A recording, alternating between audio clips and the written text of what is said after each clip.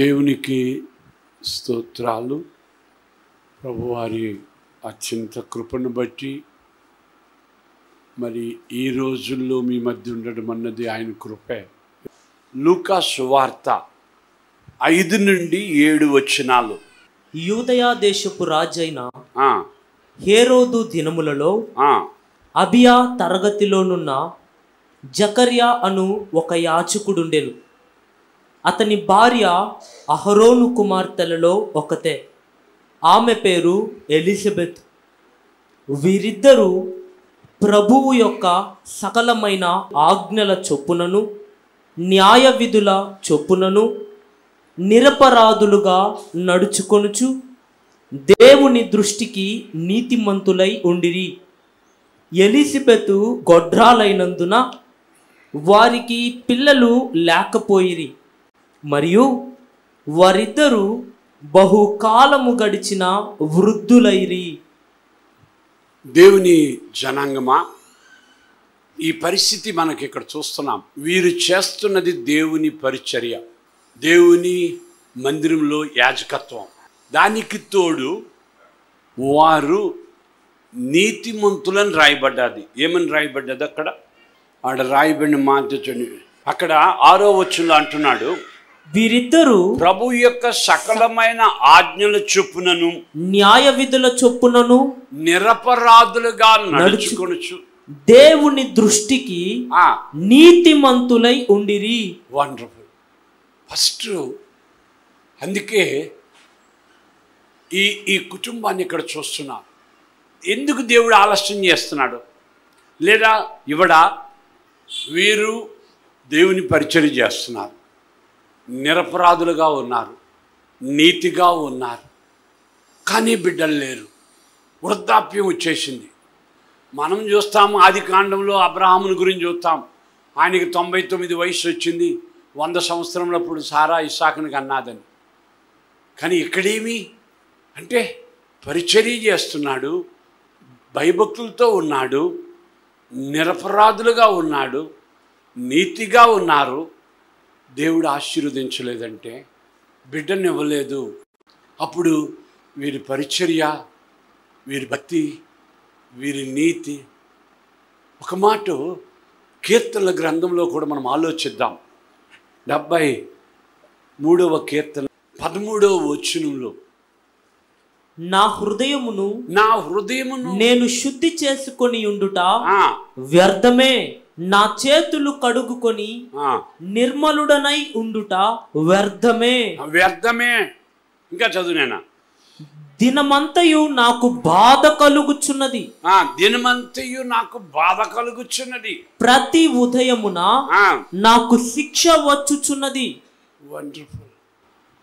దీని పేరే ఆసాపు కీర్తన అన్నారు. ఆల్రెడీ కుటుంబాలలో దెబ్బలు తిన్న కుటుంబం ఆసాపు కుటుంబం. వారు అనుకుంటుంది ఏంటంటే, నేనైనా ఆత్మీయంగా ఉంటానే, దినమల్లా దెబ్బలా. Glory to God. ఒక సంగతి, అందుకే సంపూర్ణంగా దేవుడికి సమర్పించుకునేవారుగా మనం ఉండాలి. నీ శ్రమల గుండా దైవ కార్యం జరగబోతా ఉంది. హల్లెలూయా. నీ శ్రమల గుండా మనకు అర్థం కావు. మనకు శ్రమలే చూసుకుంటున్నాం. మనం మనుషులం కాబట్టి మనం శ్రమలే చూసుకుంటున్నాం. కానీ మన బాధల గుండా, మన శ్రమల గుండా దేవుడు మహిమ పొందాలని ఆశపడుతూ ఉన్నాడు. కనుక ఈ ఆశాపు అంటాడు దినమెల్లా. ఎందుకంటే ఆయన దాని మీద రాయబడిన వాక్య భాగంలో, ఇదిగో ఇట్టి వారు భక్తిహీనులు, వారికి యాతన లేవు, వాళ్ళకి బాధలు లేవు. అందరికి వచ్చేటట్టు రోగాలు రానంటున్నాయి, అందరికి వచ్చేటట్టు బాధలు రానంటున్నాయి, వాళ్ళు బాగున్నారు. ఫస్ట్ పాయింటే, మన దేవుడు ఒకరితో పోల్చుకోవడానికి అనుమతించడు. మీరు అర్థం చేసుకోండి. ఈ ఉదయం మీరు నేర్చుకోవాల్సిన విషయం ఏంటంటే, ఒకరితో నువ్వు పోల్చుకోబాక. కారణం ఏంటంటే, దావీదు జీవితం వేరే, యోసేపు జీవితం వేరే, దానియేలు జీవితం వేరే, ఎస్తేరు అనుభవం వేరే, దెబోరా అనుభవం వేరే. నీ జీవితంలో దేవుడు చేయబోతున్న కార్యాలు ఉన్నాయి. అర్థమవుతుందా? ఒకరితో నువ్వు పోల్చుకోబోకు. వాళ్ళు 3 అంతస్తులు కట్టారే, నేను కట్టలేదే. వాళ్ళు కారులో వెళ్తున్నారే, నేను కారులో వెళ్ళాలి. వాళ్ళు ఇన్ని బంగారం, ఇన్ని తులాలు సంపాదించారు, నేను వద్దు. ఎందుకంటే ఒక్కొక్కరం దేవుడి దృష్టిలో స్పెషల్. మనందరం కూడా దేవుని దృష్టిలో స్పెషల్. నీవు స్పెషల్, నేను స్పెషల్. కనుక ఒకరితో మనం ఏం చేసుకోకూడదమ్మా. మీకు కొన్ని విషయాలు చెప్పాలి. అందుకే 6 అవకాశాలు దేవుడు నాకు ఇచ్చినాడు. హల్లెలూయా చెప్దామా? ఇక్కడ ఒక విషయం అర్థం చేసుకోండి, మీరు ఇంటికి వెళ్ళి చదవండి. మత్తయి సువార్త 20వ అధ్యాయంలో ఇక్కడ రాయబడిన మాట నేను మీకు చెప్తాను చూడమ్మా. అంటే దేవుని మనసు మీకు కరెక్ట్గా అర్థం చేసుకోవాలి. దేవుడి మనకి వాక్యమే చూసుకుంటున్నాం, కానీ ఒక్కొక్క ఉపమానం చెప్పేటప్పుడు దేవుడి మనసు మనకు క్లియర్గా అర్థమవుతుంది. పొద్దున్నుండి ప్రయాసపడుతున్నానే, ఎండకి ఎండి వానకి దడిసి నీ పని చేస్తున్నానే, ఒక దేనారమే నాకు ఇస్తావా? దేవుడి ప్రిన్సిపల్ మనకు చాలా అర్థం చేసుకోవాలి. అందుకే రోమిలికి రాసిన పత్రిక 9వ అధ్యాయంలో పౌలు అంటున్న మాట అదే, పొందగోరి వాని వలనను ప్రయాసపడు వాని వలనను కాదు, కానీ కరుణించు దేవుని వలననే. నువ్వు పొద్దున్నుండి ప్రయాసపడ్డావు, నీకు ఎక్కువ జీతం ఇచ్చేదా? వాళ్ళు 5 గంటలకు వచ్చినారని వాళ్ళకి తక్కువ ఇచ్చేదా? నా ప్రిన్సిపల్ నీకు అర్థం కాలే. నాకు అనవసరం నా ఆశీర్వాదాలు, నా కృప, నా సన్నిధిలో కూర్చోవడం, నా దీవెనలు దొరకడం. ప్రయాసపడితే దొరకవు, పొందకోరాలనుకుంటే దొరకవు. మంచి చెడ్డాన్ని కాదు అక్కడ నాకు కావాల్సింది. నేను ఎవరి మీద కరుణిస్తానో, ఎవరి మీద కనికరిస్తానో వాళ్ళని కనికరిస్తా. ఆయన కనికరం బట్టే మనం ఈరోజు ఇలాగున్నాం ప్రియులారా. అందుకే రాహేల్ అంటది, దేవుని కృప కొరకు మా అక్కతో పోరాడి గెలిచితిని.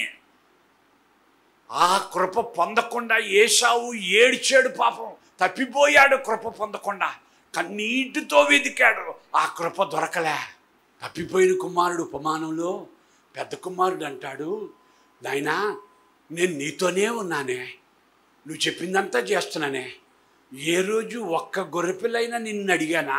నీకింత లోబడ్డాను కదా, నాకే రోజు నువ్వు ఇవ్వలేదే. చిన్నోడు నువ్వు అడగగానే అన్నీ ఇది ప్రాబ్లం, ఇది ప్రాబ్లం. ప్రయాస మెరిట్ మంది కాదమ్మా, మెరిట్ మంది కాదు. ఏ మానవుడు దేవుని ఎదుట అతిశయపడకూడదు. No human merit before God. ఇర్మియా 27:5. అధిక బలము చేతను, అధిక బలము చేతను, చాచిన బాహువు చేతను భూమి మీదనున్న నరులను జంతువులను నేనే సృజించి ఎవరికిచ్చుట న్యాయమని నాకు తోచునో, ఎవరికిచ్చుట న్యాయమని నాకు తోచునో వారికే ఇచ్చుచున్నాను. ఇంకో మాట, ఎవరికిచ్చుట నాకు ఇష్టమో. ఇక్కడ తెలుగులో అన్నాడు ఎవరికిచ్చుట న్యాయమో, ఆ భాషలో రాశాడు ఎవరికిచ్చుట నాకు ఇష్టమో. ఎందుకంటే దానియేలు గ్రంథంలో నెబుకద్నెజరు రిపీటెడ్గా అన్న మాటలు ఇవే. దానియేలు గ్రంథంలో మనం చూస్తే ప్రియులారా 4:17లో దేవుడు మానవుల రాజ్యము పైన అధికారి అయి ఉండి తానెవరికి అనుగ్రహింప నిశ్చయించునో. వండర్ఫుల్. ఇందులో ఇంకేముందమ్మా? నువ్వు అడిగితే ఇస్తాడా, నువ్వు కోరుకుంటే ఇస్తాడా, నువ్వు ప్రార్థిస్తే ఇస్తాడా, నువ్వు ప్రయాసపడితే ఇస్తాడు. డిసైడ్ అయిపోయిందంట. ఏమైపోయింది చెప్పండి అమ్మ, అందరూ చెప్పండి, ఏమైపోయింది? డిసైడ్. ఎవరికి అనుగ్రహింప నిశ్చయించునో. Glory to God. అర్థమైనా? ఇదే మాట రిపీటెడ్గా 25-26 చదువునేనా. సర్వోన్నతుడగు దేవుడు మానవుల రాజ్యము పైన అధికారి అయి ఉన్నాడనియు తానెవనికి దానిని అనుగ్రహింప నిశ్చయించునో. చూసావా? ఈ మాట చదువుతుంటే మీలో ఎంతమందికి ఒక ఛాలెంజ్ అనిపిస్తుందో, రోషం పడుతుందో, నాకు ఇస్తే బాగుంది కదా. ఎవరికి అనుగ్రహింప నిశ్చయించును. ఇదే మాట రిపీటెడ్గా 32వ వచనం.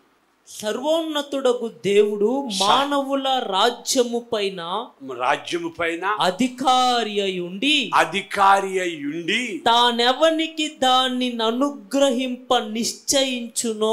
ఇక్కడ అందుకే మనం ఇక్కడ అర్థం చేసుకోవాల్సిన విషయం ఏంటంటే, ఆయన ఎవరికి ఇవ్వాలనుకుంటున్నాడో ఆయన ఇస్తాడు. అర్థమవుతుందా?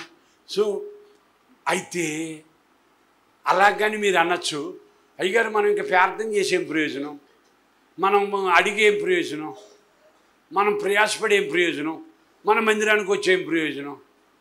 హల్లెలూయా.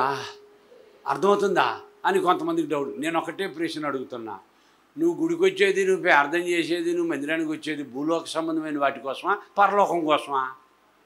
అర్థమవుతుందా? నిన్నెవరు అడగమన్నారు? నా బిడ్డలకు పెళ్లి చెయ్యు, నా బిడ్డలకు ఇది చెయ్యు, నాకు అది చెయ్యు, ఇది చెయ్యి, ఎవరు అడగమన్నారు నిన్ను?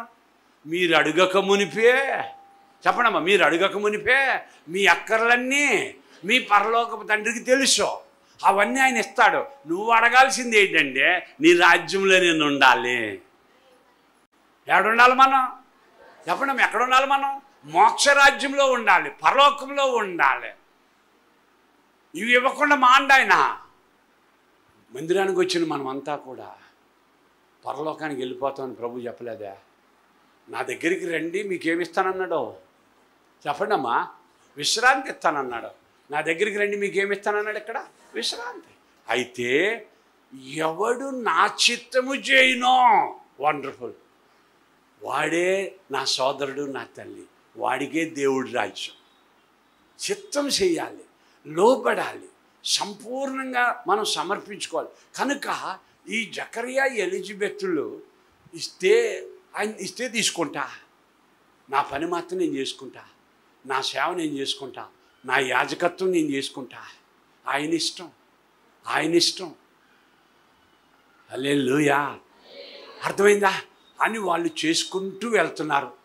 దైవజనులు భక్త సింగ్ అయ్య గారు రాత్రంతా మోకాళ్ళ మీద ఉండగా 10,000 సంఘం.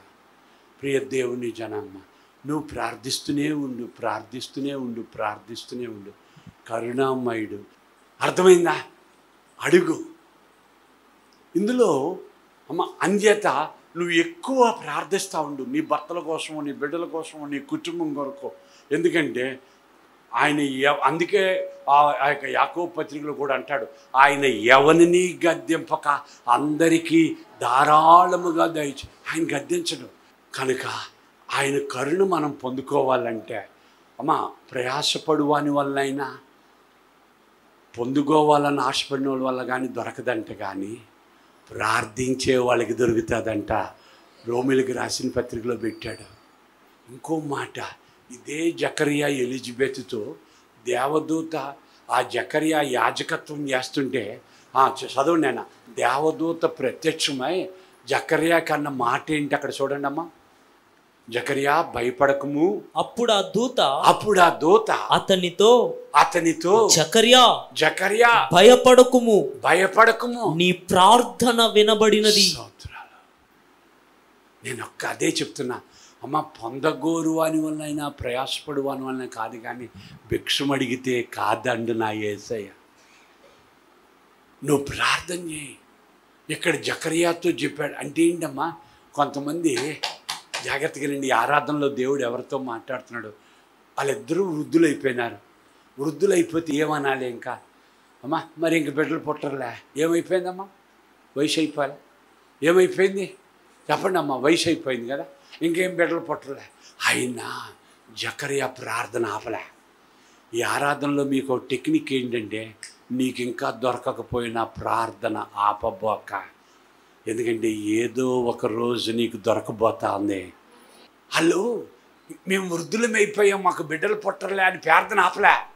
ప్రార్థన ముమ్మరంగా చేశాడు. లేట్ అవుతున్న కొలది ఇంకెక్కువ ప్రార్థిస్తున్నాడు. అందుకే దూత చెప్తుంది, నీ ప్రార్థనలు వినబడ్డాయి. అక్కడ పాప ఏదో కొర్నేలికి చెప్పినట్టు నీ ధర్మకార్యాలు వచ్చినాయి, నీ యొక్క ఇవి వచ్చినాయి, అవన్నీ చెప్పలే. ఒకటే క్వాలిఫికేషన్, నీ ప్రార్థనలు వినబడ్డాయి. ఇప్పుడు రేపు దేవుడు నీకు అదే మాట చెప్పబోతున్నాడు. నీ ప్రార్థన బట్టి, నువ్వు అడిగే దాన్ని బట్టి నీకు నేను ఇవ్వబోతున్నా. ఎవ్వరు కూడా అమ్మ నువ్వేమేమైతే నువ్వు దేవుడి దగ్గర అడుగుతున్నావో దాన్ని నువ్వు విడిచిపెట్టబాకు, ఎందుకంటే దేవుడు ఇవ్వబోతా ఉన్నాడు. ఈ లోక స్నేహం దేవునితో వైరు.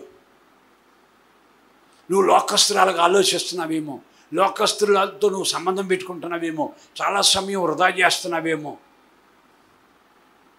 ప్రార్థన ప్రార్థన ప్రార్థన. కనుక జకర్యా ప్రార్థన దేవుడు ఆలకించాడు. మనం దేవుని బిడ్డలం ప్రియులారా. కొన్ని విషయాలు మనం త్వరగా చూడాల్సిన వారు విన్నాం.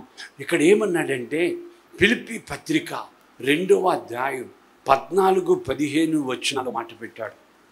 మీరు మూర్ఖమైన వక్రజనము మధ్య, నీవు మూర్ఖమైన వక్రజనము మధ్య నిరపరాధులను నిష్కలంకులను అనింద్యులను అయిన దేవుని కుమారులగునట్లు సనుగులను సంశయములను మాని సమస్త కార్యములను చేయుడి. ఏమంటున్నాడంటే మనము లోకస్తుల మధ్య నిరపరాధులుగా అనిందులుగా మనం ఉండాలి. నీ జీవితం చాలా ఇంపార్టెంట్. ఇక్కడ అందుకే వాళ్ళు నిరపరాధులుగా ఉండడం మాత్రం కాకుండా నీతిగా కూడా ఉన్నారు. నీ మాట అవునంటే అవును, కాదంటే కాదు. ఎవరి దగ్గరైనా అప్పు తీసుకొని పాపం 2012లో తీసుకొని 24లో కూడా ఇవ్వలేదు అనుకుంటున్నావేమో. ఇలాంటి కార్యాలు ఏమైనా నీ మీదే నీకు నేరారోపణ చేసే కార్యాలు కొన్ని నిలబడుతున్నాయి. నీ ప్రార్థన నువ్వు అడిగింది ఇవ్వకపోవడానికి. ఫస్ట్ ఉన్న దానితో తృప్తిగా బతుకుదాం ప్రియులారా. నీతిగా యథార్థంగా మనం బతకాలి. వద్దు ఇంకోళ్ళది మనకొద్దు. నాకు ఇచ్చింది చాలు, నాకున్నది చాలు, నాకు దేవుడు ఇచ్చింది చాలు. దేవుడు చూసుకుంటాడు. ఆకలేసినా మన దేవుడు ఎవరిని అడగలే. 50వ కీర్తన అంటున్నాడు, నాకు ఆకలేసినా నేను నీతో చెప్పను అంటున్నాడు. కొన్ని లోకమును దాని పరిపూర్ణతయు నావే, నేను ఆకలి గొనినను నీతో చెప్పను. వండర్ఫుల్. వద్దు, మన బాధ మంది, మన కష్టం మంది. కనుక మనం కొన్ని విషయాలు ఆలోచించాలి. ఆ బైబిల్ అబద్ధం ఆడదు ప్రియులారా. ప్రభు అయిన యేసుక్రీస్తునందు నీవు విశ్వాసం ఉంచుము, అప్పుడు నీవును నీ ఇంటివారు నీ జీవితం చూస్తున్నారు. అంచేత అనిందులుగా నిరపరాధులుగా వద్దు. మనం ఏ విషయంలో ఒకళ్ళ చేత వేలెత్తి చూపించుకునేటట్టు మనం ఉండకూడదు. ఈరోజే మనం చచ్చిపోదాం. మన దేవుడు రోషం కలిగిన దేవుడు. ఆకలి గొనినను ఒకరితో చెప్పను. భక్త సింగ్ అయ్య గారు కన్నానమ్మా అనరు. కనుక ముందుకు సాగిపోదాం. చాలా విషయాలు మనం చూడాలి. మొదటి సమూయేలు గ్రంథం 12వ అధ్యాయంలో సమూయేలు 3-5 వచనాల్లో ఇదిగో నేనున్నాను, నేనెవరిని యొద్దనైనా తీసుకుంటున్నా చెప్తున్నాడు. చూడండి, నేను చిన్నప్పటి నుండి నేను మీ దగ్గర ఉన్నా. మా అమ్మ 1 సంవత్సరానికి నన్ను వదిలేసింది. ఇక్కడ అమ్మ 1 సంవత్సరం వయసులో నన్ను వదిలేసింది. ఇదిగో నేనున్నా. ఈరోజు నాకు భార్య బిడ్డలు ఉన్నారు. నాకెంత ఉంది. ఎవని యొద్దైనాను నేనేమైనా ఎవని ఎద్దునైనాను ఎవని గార్ధభమునైనను పట్టుకుంటున్నా ఎవనికైనా అన్యాయము చేసి తినా ఎవనినైనా బాధ పెట్టి తినా. వండర్ఫుల్. ఏంట నిరపరాధిగా ఛాలెంజ్. కమాన్, ఏ ఒక్కడైనా నేను నిర్దోషిని నిరూపించండి. అర్థమవుతుందా? ఆ పరిశుద్ధత, ఆ యథార్థత. ఎందుకంటే బైబిల్లో 25వ కీర్తన 21వ వచనంలో నా యథార్థతయు నిర్దోషత్వమును నన్ను సంరక్షించునుగాక. కాపాడింది ఎవరంట? యథార్థతయు నిర్దోషత్వము నన్ను సంరక్షించునుగాక. 41వ కీర్తన 12వ వచనంలో కూడా నా యథార్థతను బట్టి నీవు నన్ను ఉద్ధరించుచున్నావు. ఇది వండర్ఫుల్. మనం చెప్పుకోక్కర్లే ప్రియులారా, నేను మంచోడిని, నేను నీతిమంతుడిని, నేను యథార్థవంతుని అని చెప్పుకోక్కర్లే. కానీ చూసుచున్న దేవుడు నిన్ను నీ యథార్థత చూస్తున్నాడు. It requires. దేవుడికి కావాలి. అర్థమైందా? దేవుడికి కావాలది. ఎందుకంటే బలా మంచి నమ్మకమైన దాసుడా అని ఎవరిని పొగుడుకున్నాడు ఆయన? ఎవరిని మెచ్చుకున్నాడు? చిన్న విషయంలోనే నువ్వు నమ్మకంగా ఉన్నావంటే హెచ్చు వాటి మీద నియమిస్తా. సో నమ్మకత్వం, యథార్థత, నీతి దేవుడికి కావాలి. అది చాలా అవసరం మనకి. అది ఉన్నప్పుడే మన పట్ల దేవుడు కార్యాలు చేస్తాడు ప్రియులారా. అంచేత మన నీతి, మన యథార్థత వృధా అయిపోతుందని మనం భయపడక్కర్లే. ఎప్పటికైనా దాన్ని కూడా కౌంట్ చేసే దేవుడు. అందుకే 73వ కీర్తనలో మనం చూసిన, నేను నిర్దోషంగా ఉండడం వల్ల నాకు అవి అర్థమైపోతుంది, రోజు నాకు దెబ్బలు తగులుతున్నాయి. కానీ అదే కీర్తనలో ఏమన్నాడు? భక్తిహీనులు క్షణమాత్రంలో నాశనం అయిపోతారంట. భక్తిహీనులు ఎప్పుడు నాశనం అయిపోతారమ్మా? చూడండి ఆ 73వ కీర్తనలో అదే భక్తుడి నోట ఏమొచ్చిందో చూద్దాం. నేను రోజు పరిశుద్ధంగా ఉండడం వల్ల ఏం ప్రయోజనం? నేను చేతులు కడుక్కొని శుద్ధుడిగా ఉండడం వల్ల ఏమని ఉంటే అప్పుడు అన్న మాట ఏంటంట, 19వ వచనం, క్షణమాత్రములోనే వారు పాడైపోవుదురు, మహాభయము చేత వారు కడముట్ట నశించుదురు. వండర్ఫుల్ గా. అంచేత మహాభయము. అమ్మ నేను ఒకటంట, నువ్వు మందిరానికి రా, ఎందుకంటే దేవుడు అందరినీ పిలుస్తున్నాడు. కానీ బైబిల్ చెప్తుంది, తిరిగి తిరిగి రాస్తుంది ఏంటంటే మన యథార్థత, మన నీతి దేవుడికి అవసరమై ఉన్నది. సామెతల గ్రంథంలో 14వ అధ్యాయం 10వ వచనం, ఎవని దుఃఖము వాని హృదయమునకే తెలియను. ఎవని దుఃఖము వాని హృదయమునకే తెలియను. చదువు నేను ఇంకా. ఒకని సంతోషములో అన్యుడు పాలివాడు కానేరడు. నా బాధ ఇంకోటి తెలియదమ్మా. ఎవని దుఃఖము వాని హృదయమునకే తెలియను, తెలుసు. అలాంటప్పుడు నా బాధ ఏంటంటే, ఎవరు రాపోయినా, ఎవరు వచ్చినా రాపోయినా సిస్టరే వచ్చేస్తుంది, ఎవరు వచ్చినా రాపోయినా బ్రదరే వస్తాడు. అవన్నీ మాటలు మన చెవులు పెట్టకూడదు. నా బాధ నాకు మూడో వాళ్ళు ఏమనుకుంటున్నారు అనవసరం అమ్మా. నా బాధలు నావమ్మా, మన కష్టాలు మనవమ్మా, మన ఇబ్బందులు మనవమ్మా. ఇప్పుడు ఒక విషయం అర్థం చేసుకున్నాము, డాక్టర్ దగ్గరికి ఎందుకు వెళ్తాం? బాగవ్వాలని. డాక్టర్ దగ్గరికి వచ్చి కూడా నువ్వు బాగవ్వలేదంటే అప్పుడు ఎందుకు వచ్చి? మనం నమ్ముకున్నది బాగుపడ్డానికమ్మా. ప్రార్థన.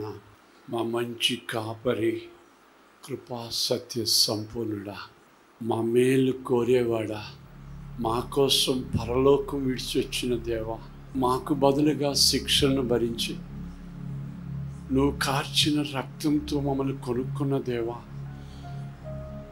మేము ఐశ్వర్యవంతులం అవ్వాలని నీవు దరిద్రుడివై పశువుల పాకలో పరుండబెట్టిన దేవా, ఏమని నిన్ను స్తుతించగలం? నువ్వు కావాలయ్యా, నువ్వు లేకపోతే మేము లేమయ్యా. నీకు వేలాది కోటి స్తోత్రాలయ్యా. యేసునామమున అడుగుచున్నాం తండ్రి, ఆమేన్.